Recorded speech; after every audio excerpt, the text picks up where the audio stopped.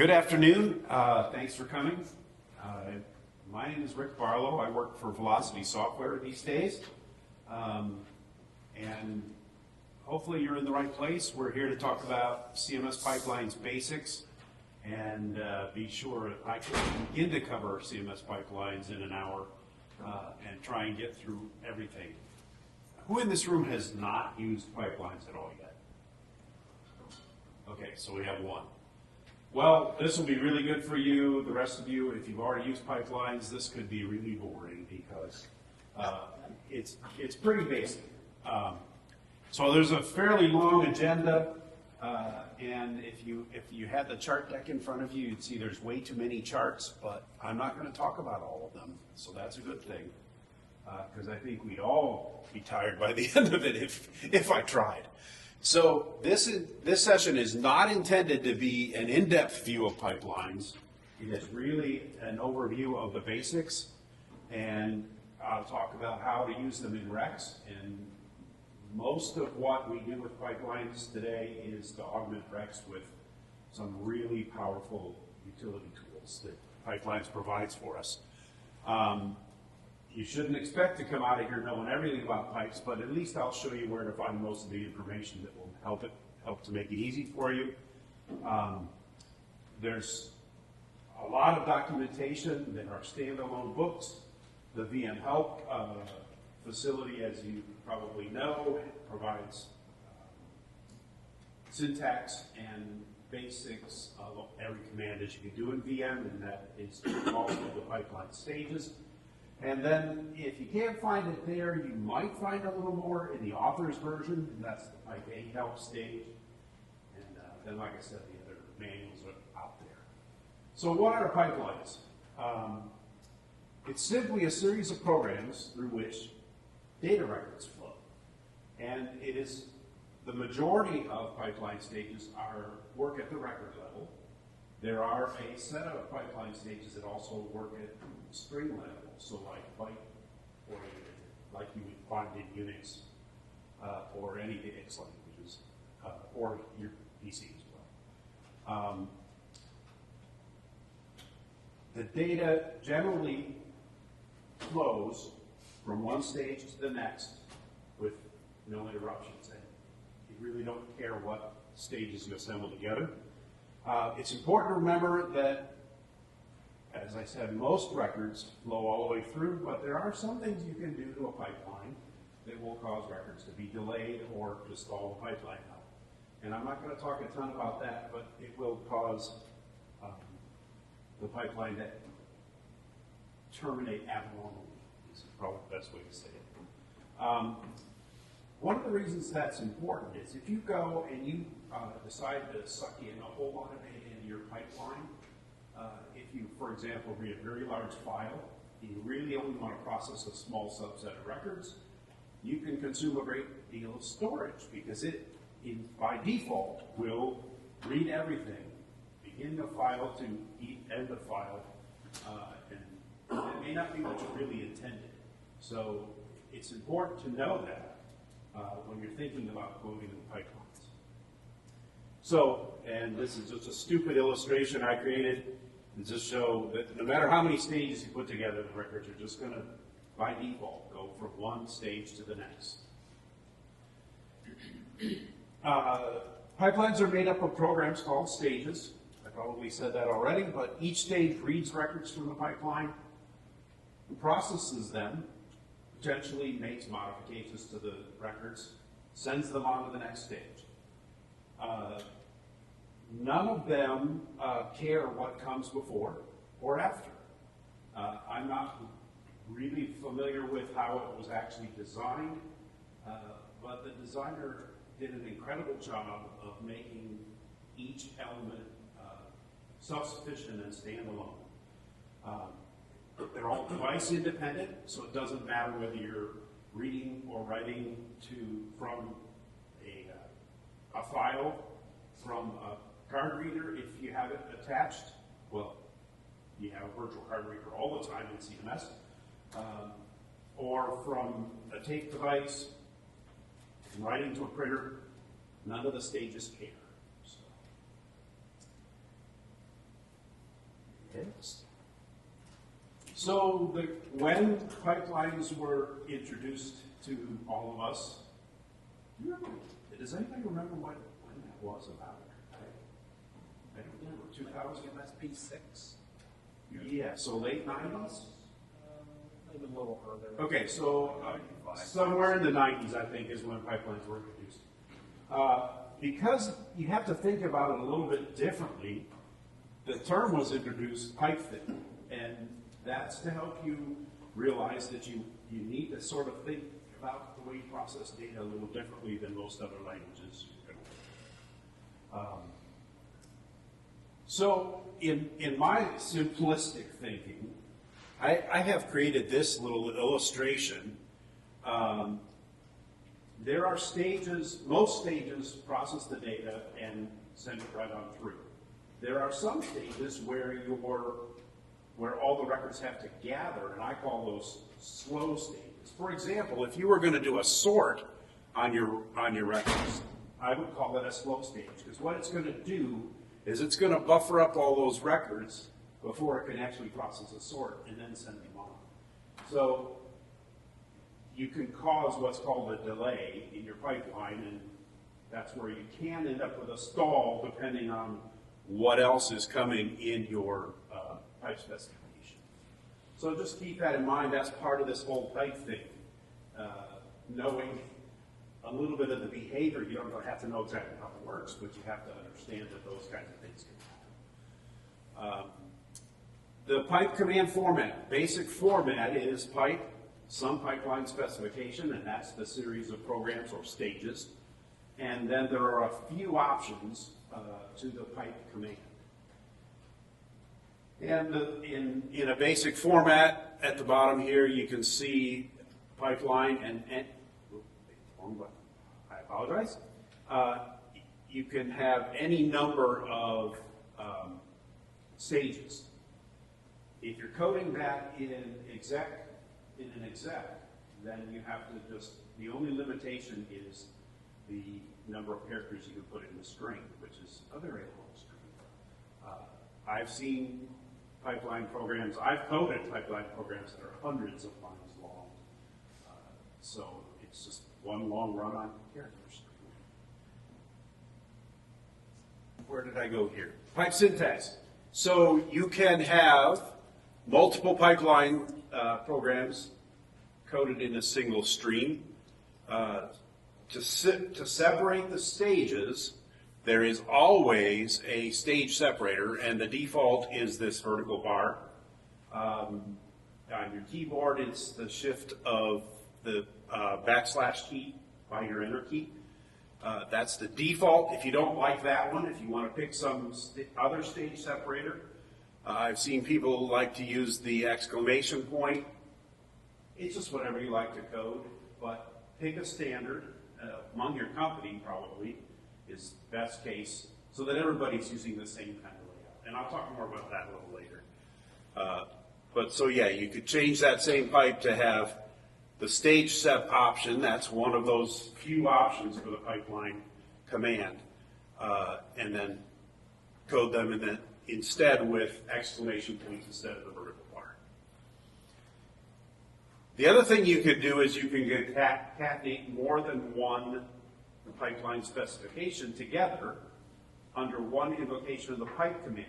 And the reason you would want to do that potentially is to have multiple streams of data be input for one option. The other reason you might want to do that is if you code a lot of pipe commands in an exec, there's a certain amount of overhead every time you invoke the pipe command. And so for those of us who are really old school, trying to minimize our utilization, and then things that you're going to run over and over and over again, cutting out those extra invocations of the pipe command can be a really good thing. Let's say I want to have 50 pipes in a program in a REXX exec. If I can put some of those under the same invocation of the pipe command, I cut a lot of overhead out. So, but the most often you want to do that is when you're going to use multiple input streams, and I'll show some of that. You have an example of that? of, oh yeah, I'm sorry, I didn't say it. Right here at the bottom, this is an example of having two pipe specifications. Stage 1A and Stage 1B is one pipe specification, and I've separated it by then the end character. Should have said that. Thank you for waking me up. There's the end character, and now this is really essentially a completely separate pipeline specification program. They're all done under the same invocation, but I've just separated them. So that's two pipeline specifications in one pipe command. Yes? If you do multiple pipelines like that with an end character between them, are they invoked sequentially? For instance, if my stage B is to write to a variable, or stage 1B is to write to a variable, and my stage 2A was to read from that variable, will that work? Great question. So the question is it sequential or how does it operate? So in this case, this simple one that I've coded right here, those are going to be sequential. But you can actually cause an interaction between these two, and we'll come back to that, using labels. And I can get variables or data from the second pipeline and use it in the first. And that is one of those places where you can cause delays and cause your pipeline to time out. And I'll talk more about that when we get to labels and the things that would cause that in a little bit. But this particular simple example would be pretty much sequential. It's very interesting, and there may be people in this room who know more about it, but the pipeline's dispatcher that it gets invoked when you run the pipe command has some really interesting, I don't think it actually uses multi-threading, but it has that appearance when you watch a pipeline execute. And there's an included test program called Pipe Demo, where you can actually watch how your pipeline executes. Instead of invoking the pipe command, you run the exec pipe demo and then pass the same set of stages to it, and it will do a sort of a full screen display, and you can watch the stages as they execute. I don't have that in the presentation, but it would be a really good example, I think, to add that later. So this is my simplistic thinking. I kind of categorize the pipe stages into three groups, and I call them device drivers. Well, they are called device drivers, but I lump them in device drivers, filters, and those are stages that will do something to the data or do selections and that kind of thing. And then the third one, I call them just the other stages. Those are control and host interface. So when you want to get data to and from your pipeline, talk to CD, CMS, etc. That's what those are. And that'll, I think, make a whole lot more sense. Now, what I did in the latter portions of the charts I've created is to take what I got out of the pipe help menu, which is basically all the list of stages, and I divided those into these three categories, so you can get some idea what that might be. You can do all your own homework. I try to do that as a basics thing for people to get a good start. Let's see. The pipeline construction. I mentioned already the correct term for a pipeline program is breaking my lips. I must have wore them out at lunch. Input to and from the pipeline stages is called a stream, so that's your data. And most stages can accept one or more input streams, and we'll talk about that some more. In other words, going into a single stage, I could have multiple streams feeding that, so multiple data sources. And most stages can write one or more output streams. There are a few of them, some of the device drivers, that can only be input or only be output. And we'll talk more about that too. And when you want to connect, you mentioned connecting between those two specifications in a single invocation. You do that then be using labels, and a label is 1 to 8 characters with a colon, and then some pipe stage. And then the first time that is coded, it's the definition of the label, and any other time in the pipe specification. So all of this, the string you've created, are references.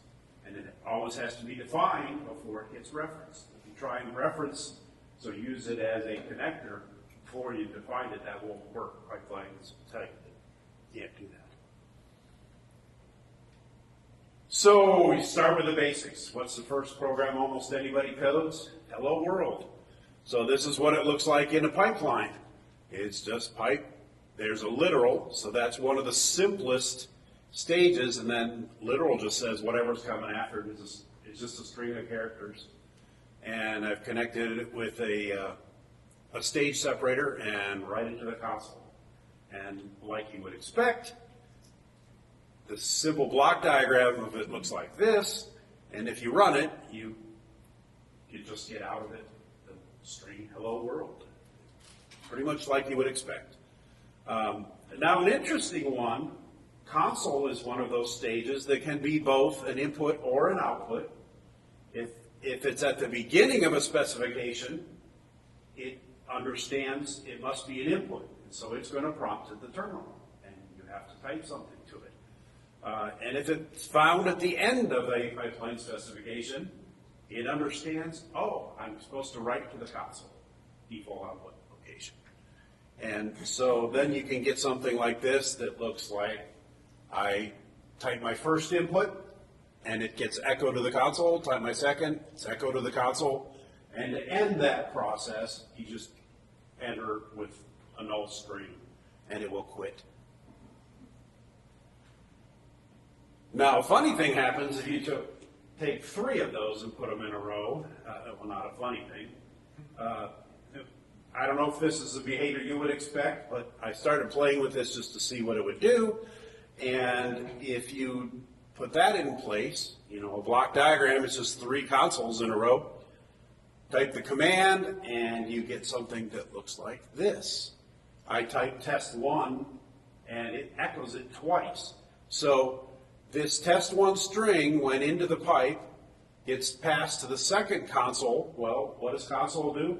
It writes, but it also passes the records on to the third console stage, and so I get the same string echoed twice. Type another string, same thing happens. Any questions on that? So that's that whole nature of every record's going to pass all the way through, and so the console stage being one of those that can be input and output, it knows that it's supposed to do its output thing and pass it on for the next. Interesting concept.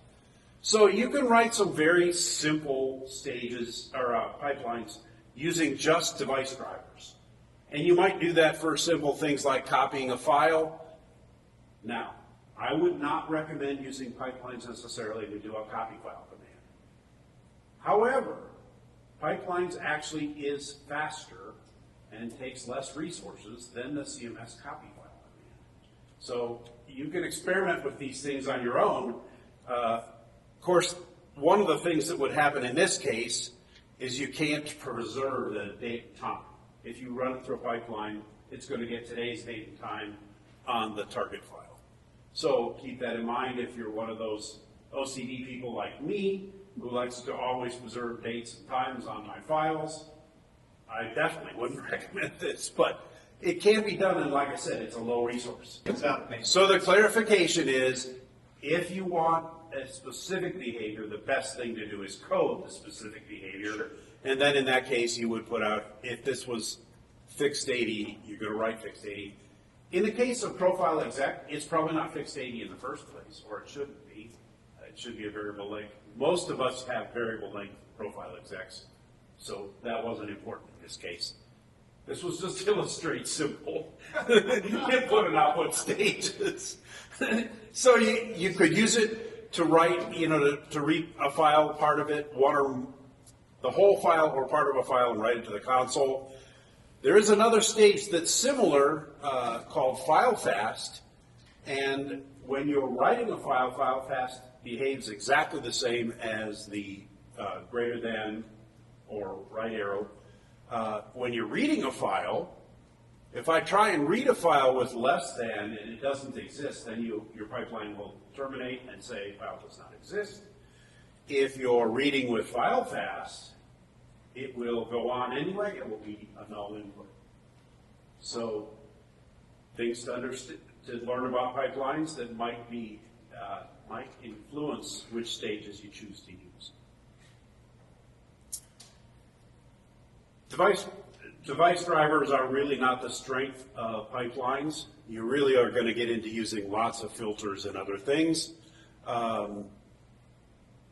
Simple device drivers wrapped around some filters are something you might use at the command prompt. And I do on a regular basis, CP and CMS commands.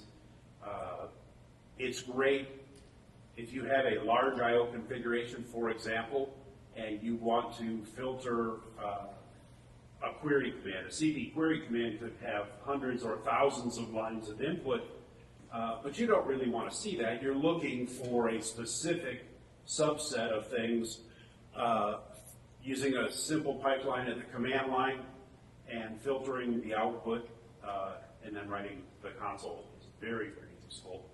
I use that tens of times a day because most of my life is looking at what's going on my systems. So, and I'll show some of those. So here's a list of some basic filters. This is not all of the filters. This is a few of the filters. These are some of the ones that I'm going to show in the examples that are coming. Things like buffering and elastic. So these are stages that are all going to delay records. So in different ways. So buffer, for example, will collect all of the records in the pipe stream before it sends any of them on. Elastic, in contrast, will buffer only enough until the following stage is ready for input. And then it will release the records. So it could delay one record or it could delay 10 records, whatever the following stages require. Sort, not unlike buffer, sort's going to collect them all. It has to collect them all before it can sort them. Cut and paste, when you're using specs, or not specs, cut and paste things would be like split and strip. So if you're reading a CP command output and it's got 5 things on a single record that comes in your pipe specification, that's probably not going to be very useful. You're going to want to carve it up into the individual elements before you start processing it. And strip is useful to get rid of leading and trailing blanks, commas, and other things that might be in your command or in your command output. There are some record formatting things that are built into pipelines. SCM will sort comments. So if you are a good programmer and you code pipelines in REXX exec and you want to comment the individual lines, SCM will sort those, or will clean up those comments and align them so that for readability. So good one to use.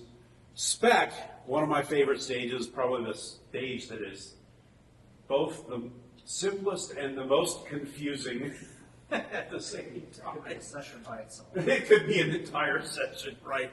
We'll talk a lot more about specs. You talk tomorrow, right? Yeah, no, I'm not doing that. There's a whole book on the spec stage, so. But I'll show you some basics of spec. Selection filters, they do pretty much what you would expect from what the words say. Drop records out of your stream. Pick records that have a specific set of characteristics. Find and locate behave very much like the xedit find and locate commands. Find being strings that are at the beginning of the record, locate anywhere in the record, and find and then locate. Anybody want to take a guess what those do? Not. Not, yes, exactly. They reverse the selection. So I'll show you examples of those. And take says take some subset of the records in the stream. Unique is another good one to use. Unique can say, I want to select one record that matches some criteria. So I could say I want all the records that have, I want the record that has string A in a certain column. So Unique can do those kinds of things. Count is an interesting one. If you're looking at CP command output, for example, I want to know how many DASI devices I have. I can write a simple pipeline and just say count, and it'll tell me the number of responses I got.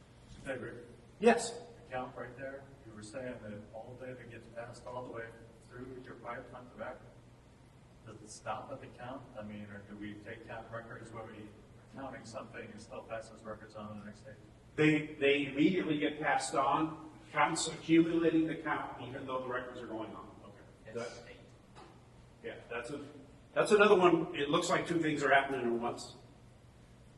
Okay, That's primary output is the count. correct. The secondary output is the The- input. Yes. That's those, yeah, the multiple streams. No, actually, that's wrong. The secondary output is the count. Okay, The primary is the records passing through. okay. Sorry, I think brain cells getting up to speed.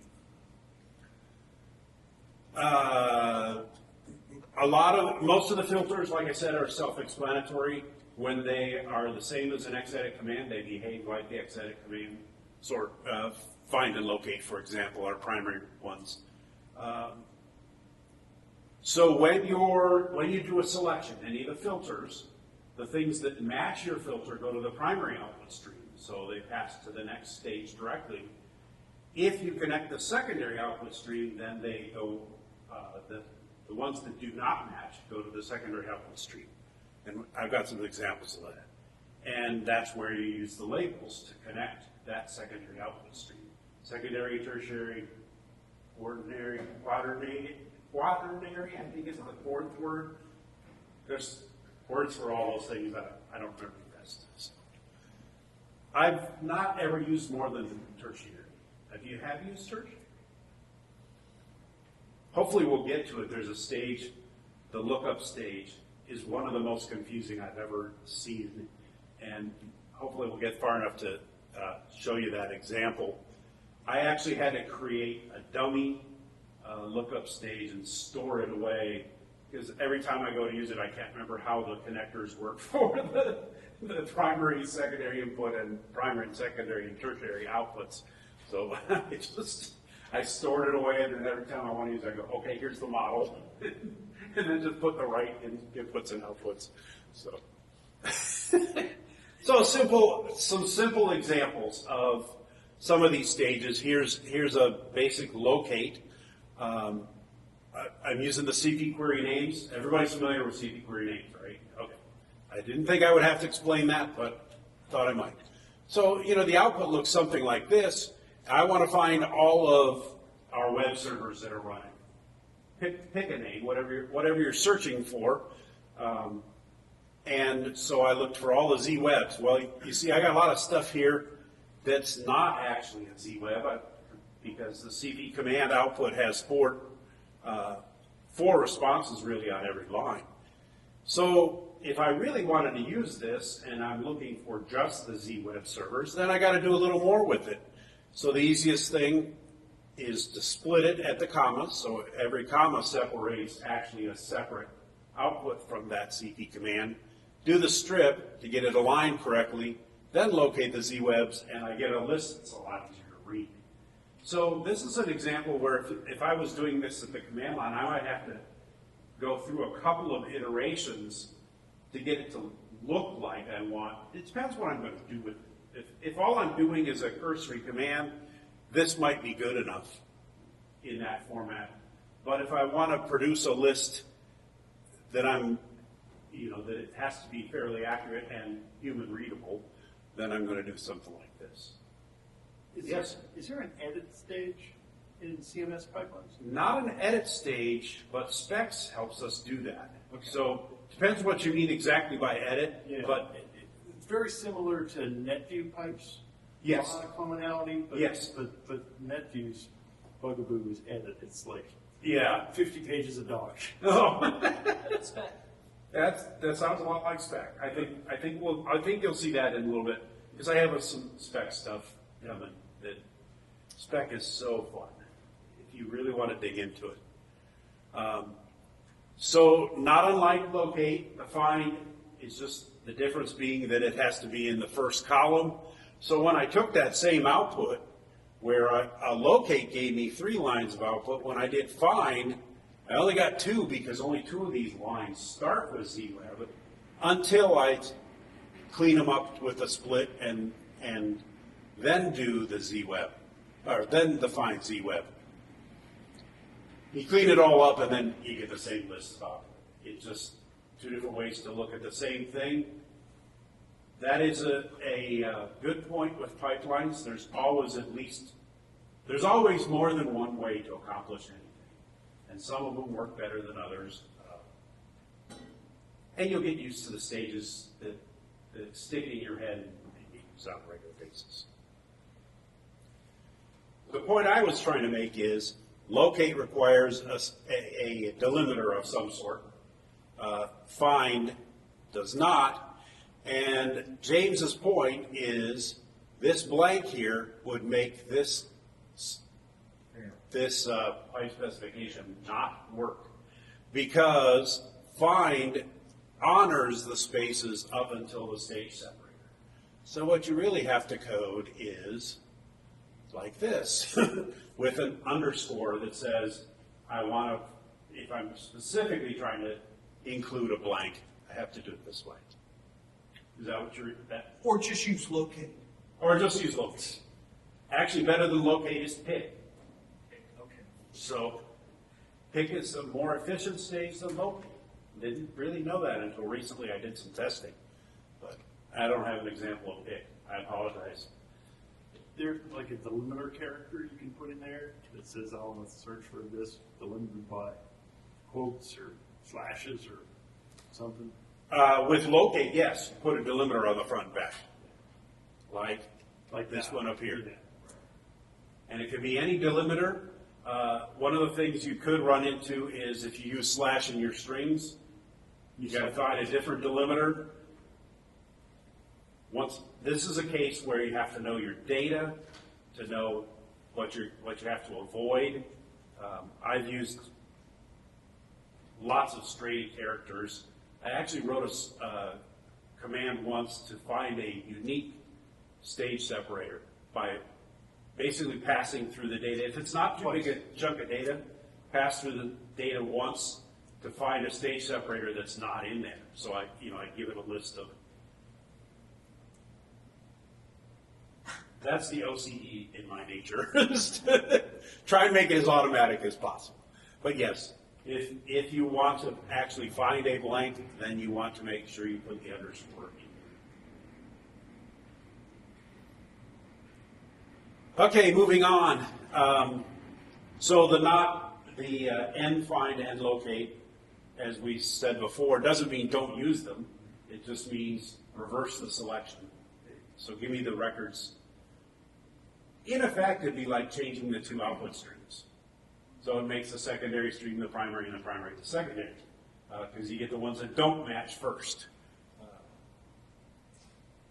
So here's an interesting little thing that you'll run into is output like query names. If you separate it at the comma, some of the records will start with a blank and some of them won't. That's why I use the strip stage a lot in order to help with the alignment. So this was a case where I left off the strip just to show that as an illustration. I wanted to find all of the records that didn't have disconnected in it. So I was looking for the people who are actually logged onto the system. Not too bad on a small system like ours where there's only 20 maybe users logged on. But if you look at your systems, you'll find there's always 30 or 40 disconnected virtual machines, and you probably don't care. You may not care whether that's who you're looking for. If you're looking for real people, then you don't want to see those who are disconnected. You want to see those who are really on the system. Ways to do those simple things. Going to move from, that was a CP command filtering, this is CMS. In this case, I want to do some things with query access, so that's all the disks that are available on my virtual machine. One of the things, in this case, the first thing I wanted to illustrate was I'm going to end-find the mode, which is the header record. Now, as James said before, that actually, I needed to leave this blank out for that to work correct. Oh no, this one will work either way because it is mode blank, so it works anyway. Whether or not I have the blank in there. So I just dropped the labels off that one. So I talked about the count command. And we're going to come back to filtering the CMS stuff in a few minutes. Query names, if I query names on one of my systems, there are 12 lines of output. So that's the default. If you leave off the lines parameter, it's count lines. But for clarity, I coded it in my exec. And I will actually talk more about that in a little bit. But when you're going to code something and put it in an exec, be specific. For two reasons. One is you'll remember what you thought it was doing when you come back to it. The other is if somebody else picks up your exec and tries to figure out what you meant for it to do, it's much clearer to use. And we'll talk some more about putting it in exec in a little bit. Now in this case, it's not a very useful piece of information, but I can actually count the number of words in that output. So that counts every word, blank delimited word in there. For the output of query names, not terribly useful, but it's just an illustration that counting the lines gives me a certain value, counting the number of words, and then I can make it unique. So I'm going to look at the number of unique user IDs in there, and there's 48 unique records. So different output, same data, different output, depending on which parameters used on the pipeline specifications. So Rick, in your how many words? Yes. If you do not do a split on a comma, is the comma? Comma is another word. Is it considered a word even if it's word comma with no delimiting space? No, if it's word comma, then it's not. It's all one word. Yeah. Okay. But if you know the query names output, all this does, it's 16 characters, blank, comma, blank. No. So- what I was looking at, Yeah. not so much for query names, but Right. using count for. Correct. I'm counting to make sure my students have actually used a word count in a document that they're supposed to be turning in. Right. So in that case, you might want to include in this a stage I haven't talked about yet, but you could change all the commas to blank, and then you would get the right count of real words. Okay. So you have to know what you're. Yeah, you don't care about commas, or if the commas are concatenated, you'd be all right anyway. But if they left a blank before the comma, yeah, you don't want to just count words. Yes, uniqueness of music pipelines. It's fun. I talked briefly about take and drop, and they're pretty much what you would expect. You're going to take the default is the first record, so if you don't say first or last, you're going to take or drop the first n number of records. The default is one record. One record. But you can take the first 10. So one of the things that I do that's really useful, if you're doing command line pipelines, and you have, for example, query DASB, depends how big your system is, but I've had them up to 60,000 DASB volumes on a system, somewhere in that neighborhood. When you start doing that, you don't want to test on all 60,000 records. So I'll typically do like take 50 or take 100 and do all of the rest of my work on just a small sample of it. And then when it's done, let the whole input stream go through and get the result that I want. So take and drop are very useful for the testing part of your puzzle. Sort, reorder the records in the stream. You can do that by just, if you say sort, it will sort on the entire record. Probably you don't want to do that. Like any other good sort utility, you want to sort based on some key or some field within the records. But you can sort on the whole record if that's what you feel like. And if you either do the unique stage by itself or add unique to the sort command, so you can do sort unique, and it will give you only one. By default, it gives you the last one. So if I'm sorting on names, for example, and I sort on the last name, and I have 12 Smiths, by default, I will get the last one. So if you want the first one, then you have to say sort unique first to get the first Smith in the list, if that's what's important to you. It's just important to know that the default behavior is the last. I did not know that until I started doing some testing. So we'll go back and we're going to go back to using the CMS query accessed and add a few things to what we were doing before. If you take your query accessed, I'm getting rid of the header record, and I have two different ways of doing it here. One is an end find of the mode, because that's one way to get rid of it, but end locate. So I did this on the chart intentionally so you can see the contrast between those two. Two different ways to sort. I can sort by the starting column and the length. I can sort by word. So two different examples in this single chart of that. And then I'm going to just take the first one. So I've taken my data, I sorted the last one because I'm sorting descending, and dump it to the console. Get the same result with both of those pipelines, but it's just showing multiple ways to do it. Yes? Why not just drop the header? Do what? Drop? Yeah, I could have done a drop one. It's just an illustration. Like I said, there's always more than one way to do the same thing.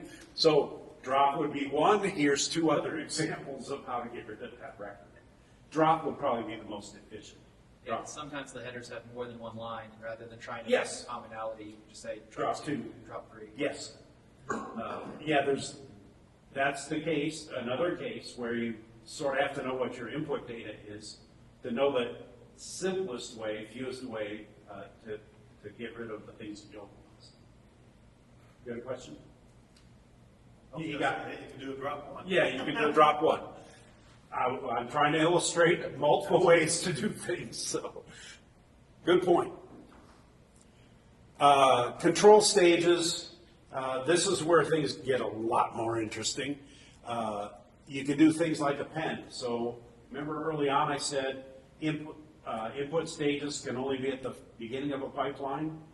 Well, you can modify that because you can actually do an append and do another input stage. So I could say input file 1, and then I could say append input file 2 if that was my goal, was to concatenate inputs.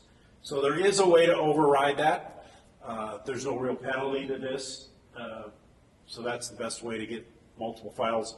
There are other ways to read a whole bunch of files. So I could create a list of files and then use the pipe stage get files and read a whole series of files into my pipe stream at the same time. Different ways to do similar things. The gateways are the ones that are going to be very useful to you. Fan out, fan in any. Fan out says take my whatever input stream, offer it to as many output streams as connect. So I can give the same set of data to multiple pipe specifications in a single pipe invocation.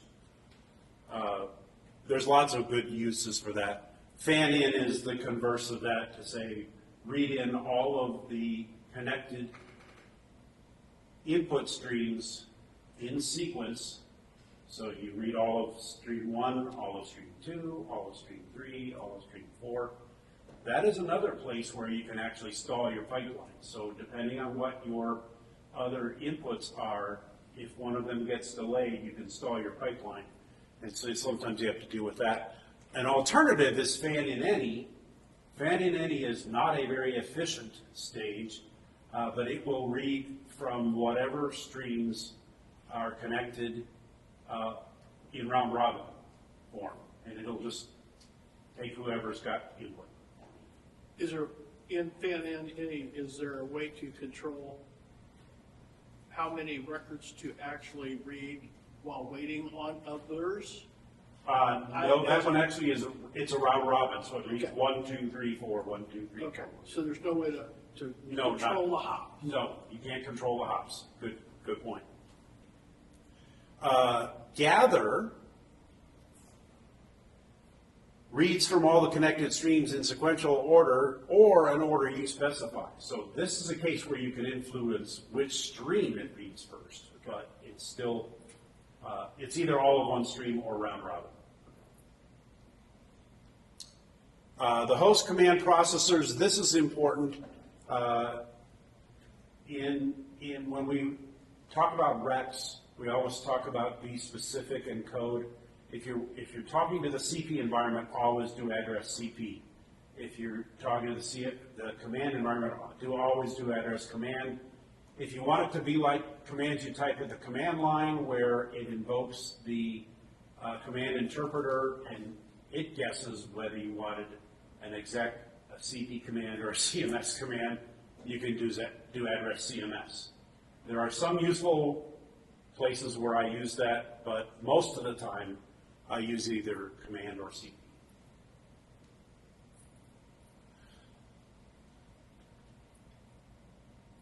That's what sorry, I just said all that. So another thing when you're using those command processors is if you have data in the input stream, so in this case I put a literal in my data stream of the words query time, and then I invoke a CP command, the CP stage, with another CP command on it. The behavior of pipelines is it will issue this command, and then it will take whatever it finds in the stream and also issue those as CP commands. So the result is I essentially am issuing both of these commands. There's the output of CP query user ID, and that's my ID, and then the output of the query time command.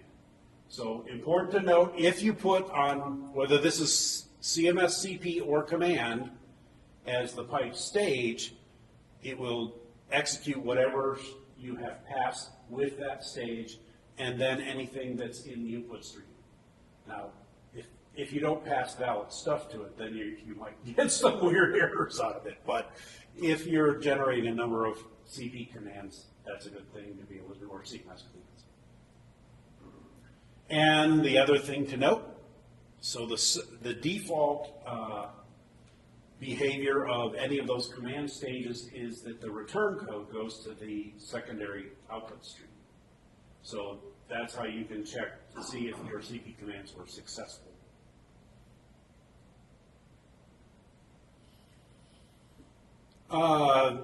Coming back to our CMS query accessed,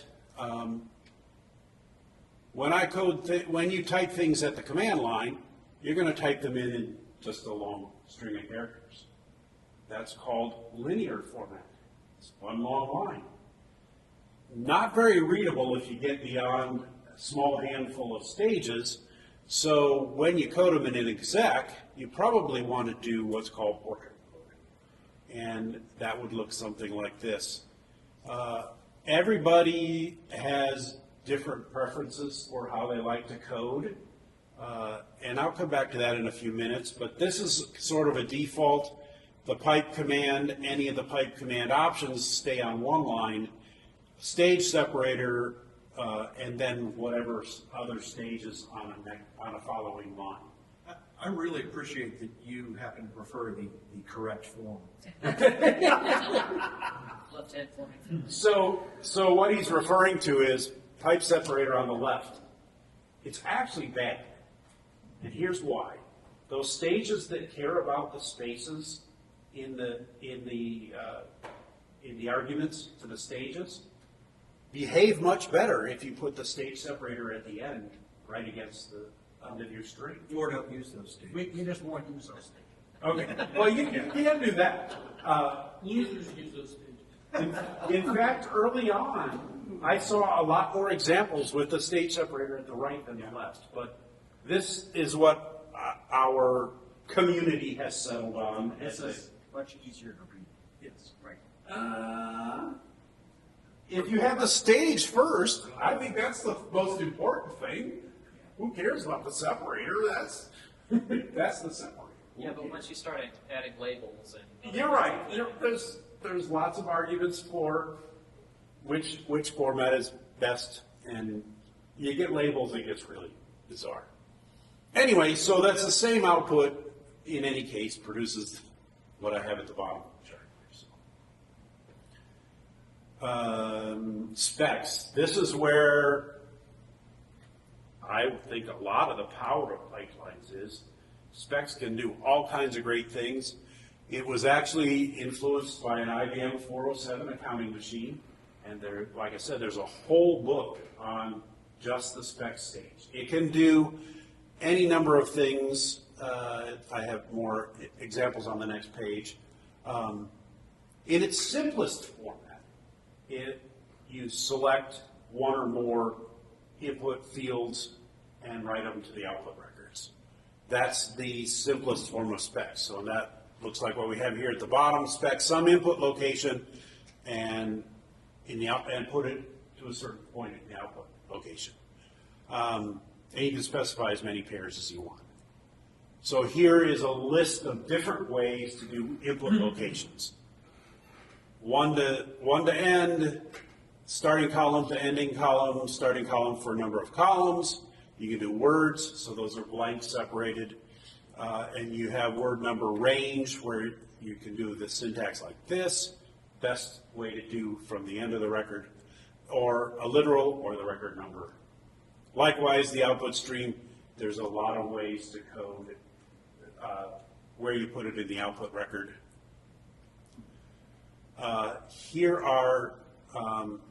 Here is the documentation on specs, several places that you can find it. These are live links, so when you get the charts you can look, but chapter 16 of the author's edition of the Pipelines Manual has most of the details. There is a web page off the Marist site that has the same basic information, and then there is the author's Pipe A help stage. Spec 2 gives you pretty much the same thing. Multiple ways to find all of it. And there's a couple more examples of what you can do. You can do field summarization. You can write an entire report using the spec stage. It will let you format the data. If you're familiar with the old basic syntax of pick, you define the number of significant digits in columns and all that stuff. The spec stage will let you do that for formatting the output numbers and things like that. The next couple of charts are just some examples of using input and output locations. They're not too hard to read. We're going to read word 1. We're going to put it in the output at column 1. So there's my hello there. And I put it at column 1, and I'm going to take the negative 1 word. So that's the last word in my pipe, and write it starting at column 15. So I included a scale here just so you can see how those behaved and see how the alignment works. Another example, take the first 5 characters, write them at the first column for 10, and then I'm going to take what's at 6, which happens to be the comma, and say next word. So you'll see it's not at 10, it's at 12, because I said 10 columns, leave a blank, write the next character, and then the rest of the record, and start at 20, so there starts out there at 20. Any questions on that? You can do things like conversions if you're familiar with the REXX, C2X, X2C, D2C, all those things. The spec stage will let you do that. So when you do your output specification, you put in the conversion if you want to do it. So I can take the word hello and translate it, write it in hex, whoever can read that. And you can align within the field. So if you're going to say an output location of 1 to 10, I can say right justify it, center it, or left justify it. Default is left. So that's that example. We are just about out of time. There are a lot more examples of just using spec for reformatting that record. Let me skip forward a couple here. You can read these easily. They're specs. Those parts of spec are self-explanatory. This example was the other one I wanted to touch on. This is basically taking one CP command, query user ID, wrote the output to the console, then I'm going to turn around and take that record that I got from the first command, and I'm going to reformat and make another CP command out of it. So then I take the literal query, put it in column 1, and I'm going to take word 1, so this word, my ID, and put it as the next word, then send it to CP again, and get it out of the console. So I see that this is who I am, that's where I'm logged on. So you can reformat the data within your pipeline to generate additional commands. Something I do with DASI commands all the time, looking at it. And shoot, I really wanted to get to gateways. Well, I know it's way more information than we can get. So gateways are letting us separate the data, fan in, fan out. I guess I'll have to leave these to you to. Those are in your talk tomorrow. Yeah, they'll be in my next talk. You're welcome to contact me with any questions related to this. I'm happy to talk about it. I knew there was way too much information to talk about. There are a couple things at the end here I wanted to highlight. So here, I'll stop at this one and then I'm going to go on. So this is an example of taking one command and building another one. And this was the output I got. Very unreadable. So with a couple of tweaks, I can make it a much more readable generation of the same data that could be useful for reporting whatever I'm looking at. That's once again, this is something I did just at the console. Demonstrate. So there's a bunch of those. Lots of examples. Look up. This was the one I wanted to get to because it is one of the most confusing syntaxes if you look at this chart. And we didn't really even get into labels. So we have to make this more than one presentation probably. When we talk about this, when we're training our new hires at the office, this is like a half a day to get through all this. Although we also do some examples and send them off to do assignments too. But